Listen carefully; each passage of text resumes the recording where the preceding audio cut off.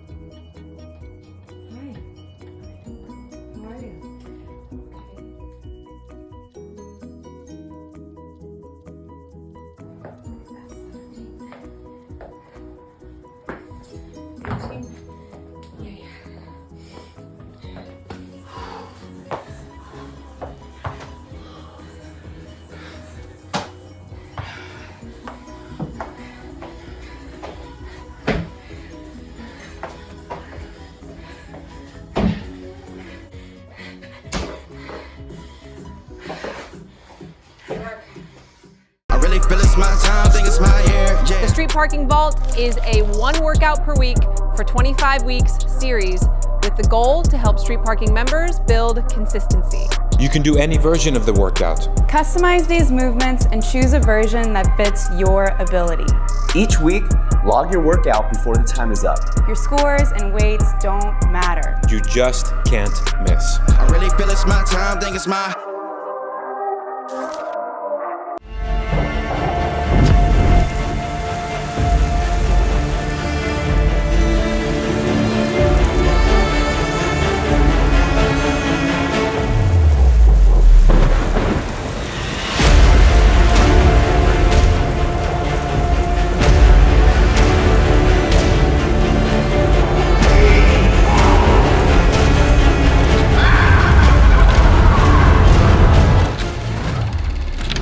Okay guys, welcome to week number 6 of the 2024 Vault.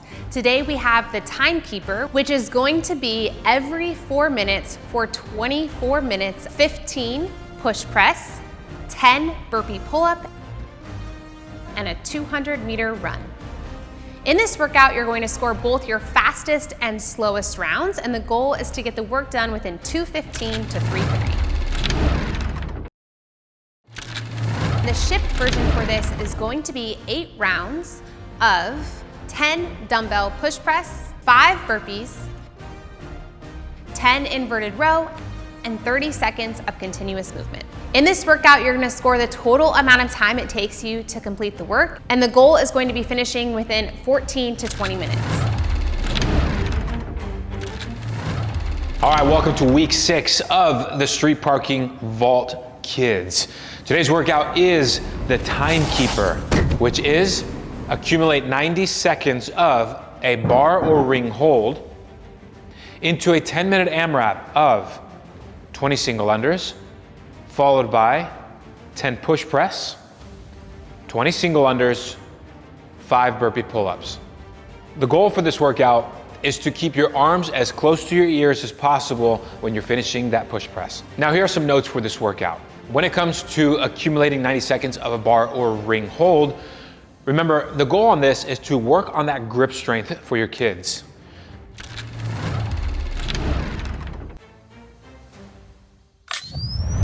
Okay, we're rock, paper, scissoring for the machines. So he who wins picks. Oh, he who wins picks, yes. 2 out of 3?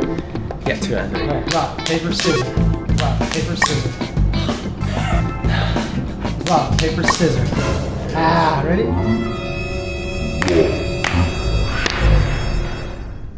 Dang it!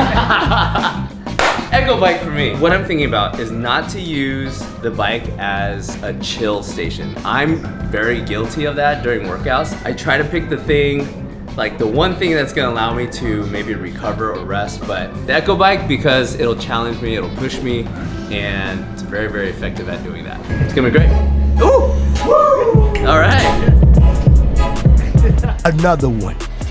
Welcome back to the 2024 Vault. This is week 6 and the workout is the Timekeeper. Today I'm gonna be using a pair of kettlebells and the Rogue Echo Bike. Seb is going to be joining me and he's gonna be using the dumbbells with the rower. Make sure you stick around to the end for some tips on this workout from Seb and myself. For more detailed demos of the movements that you see here and any customizations you might need, head on over to my.streetparking.com.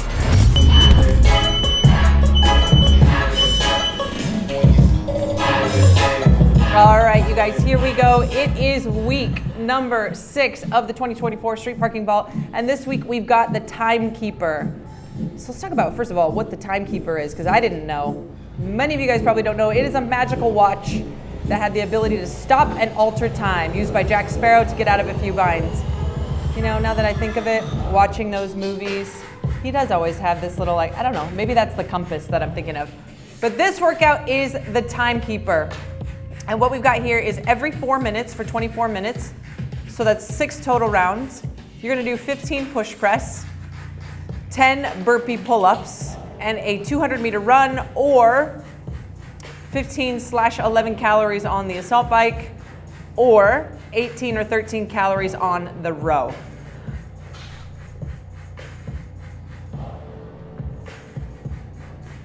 So this one is one where you should be getting a pretty good amount of rest. Each time, our goal for each round is somewhere between 215 to 330. Now, if you're pushing 330 on the very first round, that's probably not gonna be good because we gotta go every 4 minutes. So somewhere around that 230 to 3 minute window for round 1 would be a great thing to know if, okay, I've chosen the right customizations, I've chosen the right weight. Screw. So DH obviously going on the Echo bike. So much wind. DH going on the Echo bike, so he's gonna be doing 15 cals on the Echo bike. Seb is on the rower. He's gonna be doing 18 calories on the rower. Many of you guys will be doing a run.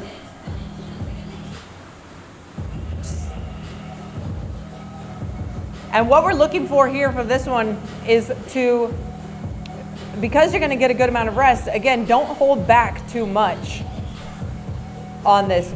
Go hard on these rounds and then use that time to rest and recover before you go again. Let's see how these guys finish this first round. Both of them are right in that goal range right now. Again, it's 215 to 230, so DH is like in the very low end of that.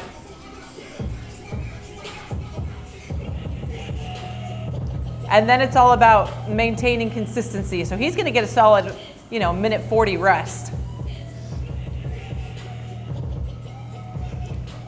Looks like Seb was just over 230. What's like 20 seconds? What a rookie move! Oh, I went too fast.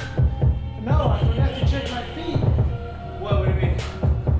It was all the way up and all the way tight. Oh. And I couldn't get it undone.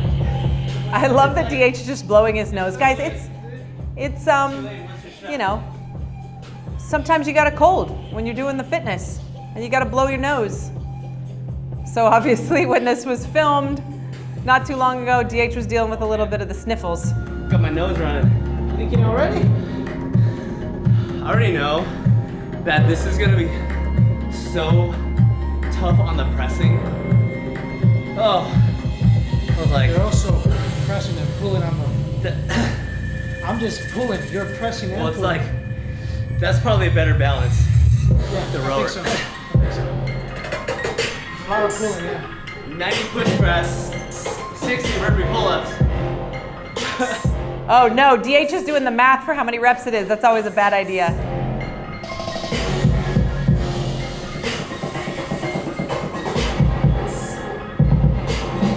All right, here we go. They're about to go into the second of 6 rounds. So again, we've got 15 push press. Now, in the coach's notes, it says to choose a weight that you can do 15 unbroken. I will say that you should choose a weight that you could do 15 unbroken, but if toward the later rounds you choose to break them to save your press a little bit, that's not wrong. So it should be something you could do unbroken, but you don't necessarily have to do that.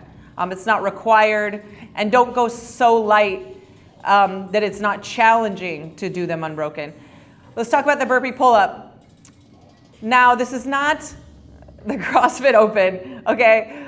So we don't love the like pull straight into it. Come to a complete hang. You can see DH is doing a little bit of a kip. Seb is doing a little bit more of a strict pull-up on his.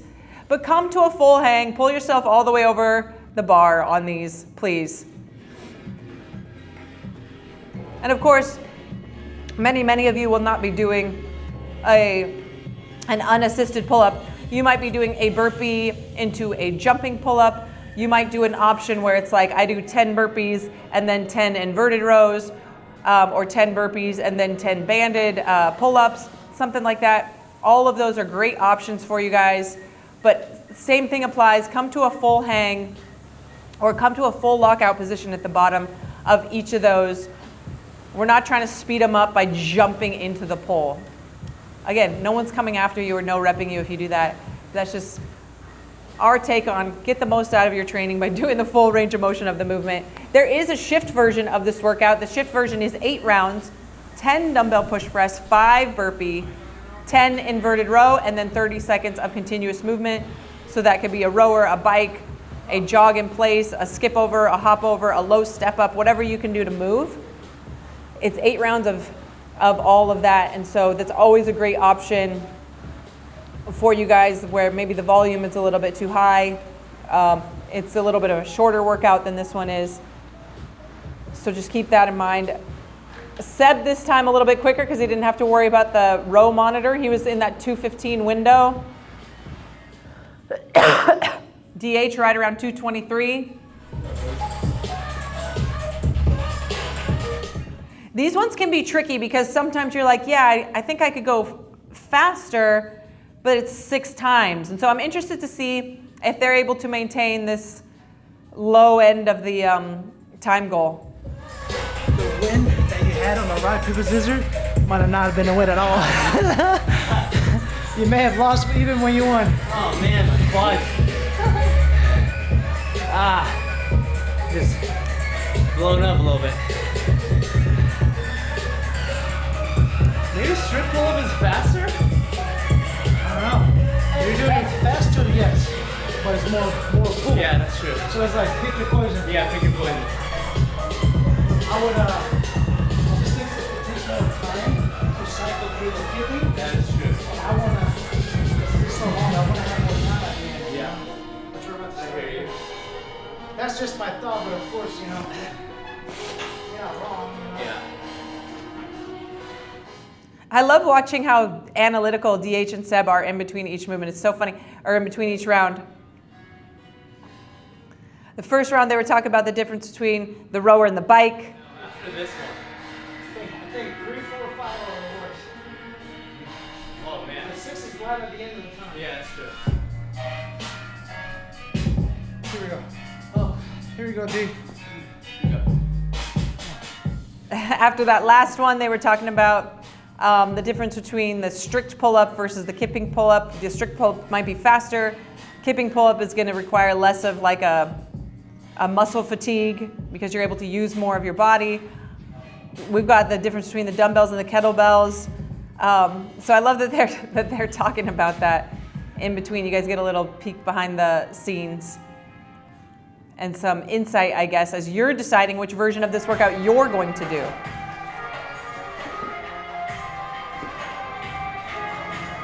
Now you can notice on these burpee pull-ups, they're both doing a jump back with their feet and a jump in with their feet. I'm a big fan of a jump back step in and finding kind of a rhythm that way, because you end up stepping anyway. Maybe Seb not as much, but you see DH does a little jump in and then a step. So I'm a big fan of like a big step in, and I do the same thing on burpee box jumps. But the biggest thing is just to find a rhythm. Something else that helps me is putting a mark on the ground for where my hands should go so that I know I'm in a good place right underneath the pull-up bar when I go to jump. And usually the chalk that I have on my hands does that for me pretty quickly.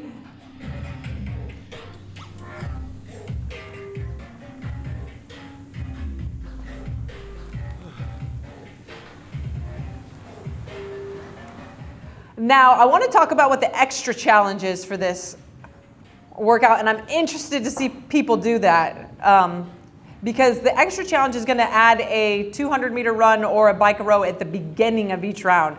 That completely changes this. You're going to be getting like 30, 40 seconds rest max from like the very beginning, which then makes it harder to maintain that pace, and it's just going to compound and compound. So I'm very interested to see, you know, the Carlines, the Mollys, the Julians doing the extra challenge of this workout. You guys might have heard them talking about DH on the bike, where I think that there was some sort of like flip of the coin and DH thought that he won. But then they were talking about how the bike has both the push and the pull of the arms and the shoulders, and that's really making a big difference in fatigue when DH goes to do the push press and the burpee part of the burpee pull-up. So which piece of equipment you use for row, bike, run, whatever, does make a big difference for the rest of it.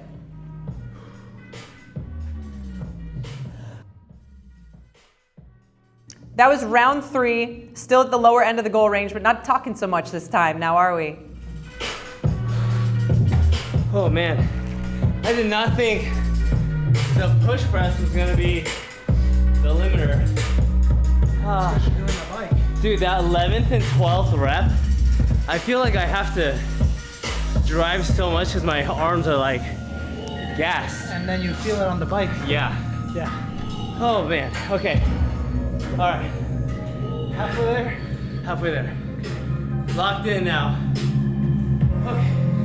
You're gonna baby giraffe walk tomorrow. Oh, it's my arms, wow.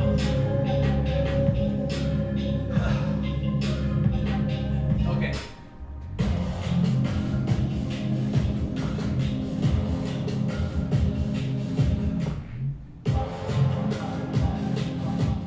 All right, so we're at the halfway mark now. We're getting ready to go into round number 4. DH is talking about how much the push press is actually impacting that burpee and the pushing portion of the bike. Now, of course, part of what he's dealing with too is that he's using the kettlebells. So I don't know about you guys, but we all have our favorite pieces of equipment when it comes to shoulder to overhead. I doubt that for many of us it's a set of kettlebells. It just fatigues your shoulder, and because the weight is on the outside like that and everything, it's a completely different type of shoulder fatigue. So this is where I'll be really interested to see if they're still in the bottom end of that goal window. And if they are, I mean, they're still crushing it. Again, like I put out in the video a little while ago about our goal times, if you guys didn't watch that, we're not asking you to beat the goal time, right? And the other side of the goal time is not a cutoff. It's just like hey, roughly this is how long each round should take you.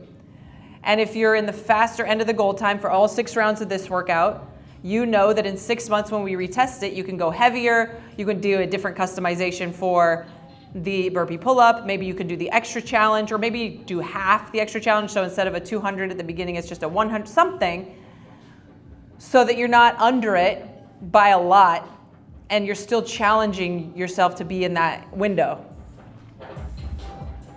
You can see Seb's pull, because he's doing the strict pull-up, is starting to be affected because he's got strict pull-up and the rower, so both pretty heavy on the pulling movements.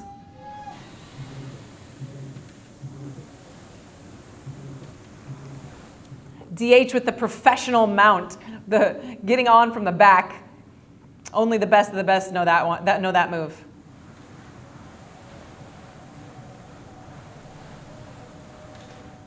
Now, when you guys see something like this, a row, a bike, or a run at the end of a round where you know you're getting rest, that should always be an indicator to you to really push that part of the workout.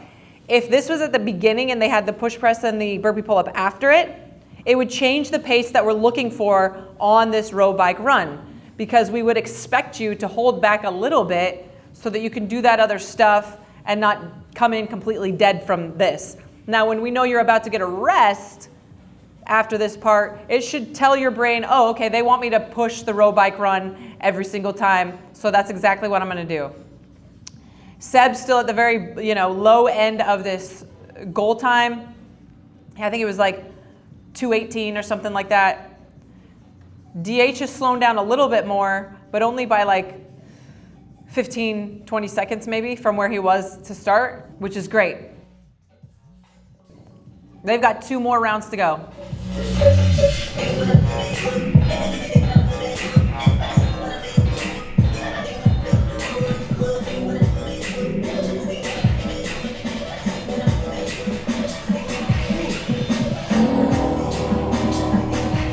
It's always interesting to see what people do during their rest periods, right? Whatever you feel like you need to do to reset and refocus for the next round, if that's walking around, if it's re-chalking your hands or getting a drink, or for, I guess, DH, it's blowing his nose.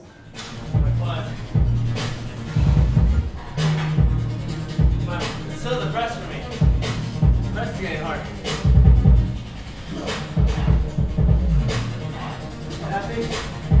I think going unbroken is the worst idea, dude. But I'd rather go unbroken and get more rest. You think so? Yeah. You got 2 more rounds. Either move, you're gonna talk to me now and I'm gonna shoot. Bro, we're just burning down these last 2 rounds. Just burn it down. Burn the boats. Just go.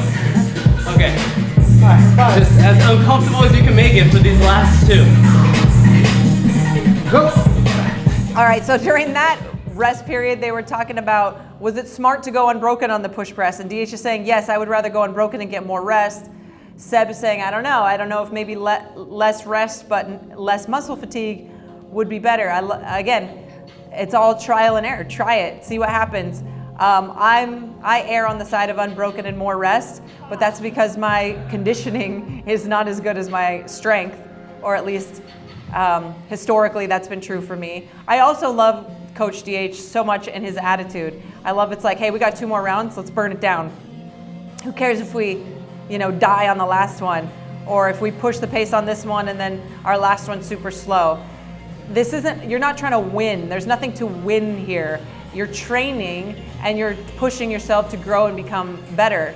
And sometimes that looks like I'm gonna go as hard as I can, and then if the rest of the rounds fall apart because I did that, so be it. But I tried something new today, or I'm not gonna hold back.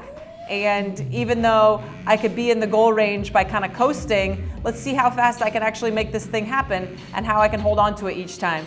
And DH has such a good attitude when it comes to that. I've personally known DH for, I want to say, 11 years, something like that.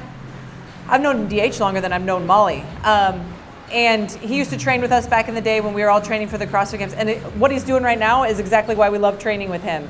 He is just willing to die, basically, and he's willing to go in there, and he's always had that great attitude for as long as I've known him. He's a fantastic person to work out with because of that attitude. And of course, we love Seb. Seb is just known for, like, I got to do this in my living room, no problem. I got to do this outside in the driveway, no problem. I got to do this while I'm working my nursing job, no problem. They both have just such a great attitude when it comes to fitness and what's important and just how to push even when the odds are kind of stacked against you. So hopefully that inspires you guys to know that we're all out here trying to just make ourselves uncomfortable, right? And that's gonna look different for each of us. So DH sped up by like 20 seconds on that round, still in that goal range, but at the very low end of it, and he's crawling off the bike, knows he's got 1 more left to go. And I love that he didn't wait for the last one.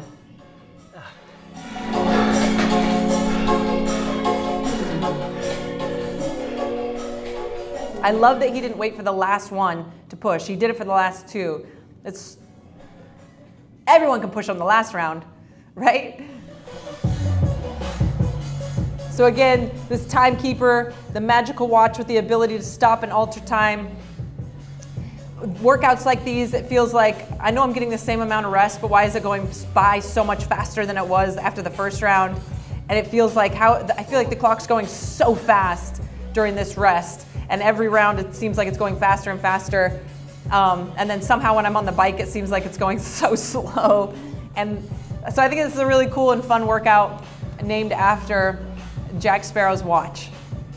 These guys have got one more round. I'm pumped to see them sell out one more time. And I'm so excited to see you guys tackle this workout as well. See what you learn about yourself, see how you change or alter or don't from round to round. And it's all just information. It's all just, we're just learning about ourselves, right? Learning what we're capable of, learning when and where and how to push. These workouts are great for that.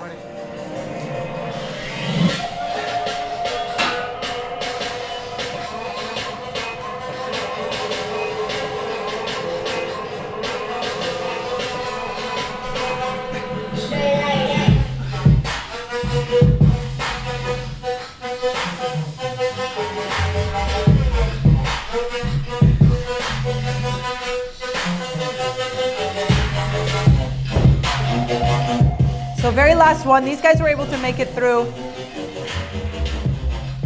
These guys were able to make it through all 6 rounds, never breaking that push press. Again, it sounds like they decided to do that beforehand. Nice and steady pace still on the burpee pull-up. This is one of those movements too where you could only make it go so fast, but try just not to break or come to a complete stop at any point.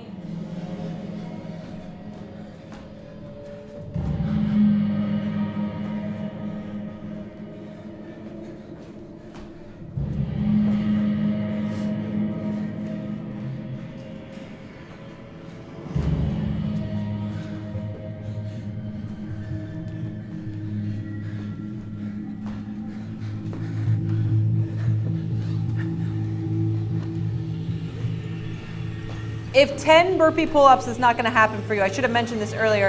If 10 burpee pull-ups is not going to happen for you, but you can do some, lower the number. Lower the number to, I don't know, 7, 5. I wouldn't go too much lower than 5. If you need to go lower than 5, maybe do one of the customization options for this workout, but you know, then get in some regular burpee pull-up reps afterwards or on another day. But if you can do 5 and still hit the goal time, go for it.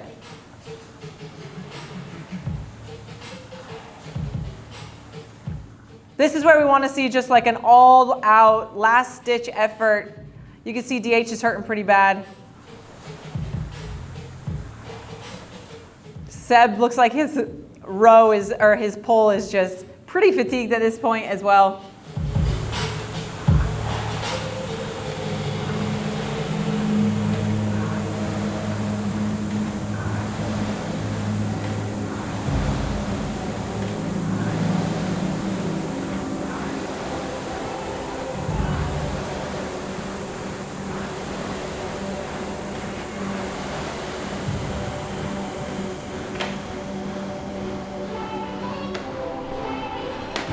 So Seb finished that last round right around 238. DH right up behind him about like 240, 241. They made all 6 rounds in the goal. Super pumped to see how this one goes for the rest of you.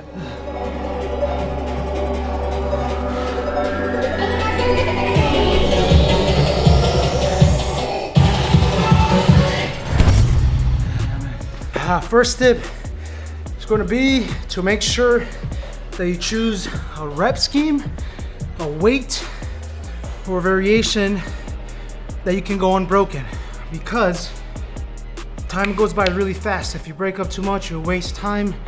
Now you're almost like trying to catch up. So I have a bum shoulder. I scaled the reps to 12 on the push press. Everything else was on point for me, and I think it was what the doctor ordered. I agree. Unbroken is definitely the stimulus. And if you notice, like the first 3 rounds, Seb and I were able to like talk, during that 90-second rest, and we're able to like, you know, share real-time feedback we're getting from the workout. But I knew at like the end of the 3-round mark, I'm like, okay, we're warm, we know what this workout's doing, and you feel confident with your movement and intensity, and like go, see what happens. Right, that 4th round was like one more tester, and then that 5th round kind of blew me up, not gonna lie. And then 6th round was just like, let's just keep burying yourself and just get it done. So, go unbroken, ramp up that intensity. I went with like, I consistently held like 230 rounds, which left me with 90 seconds of rest. So, I would say aim it around there, and yeah, go for it. Yeah, this was a great workout.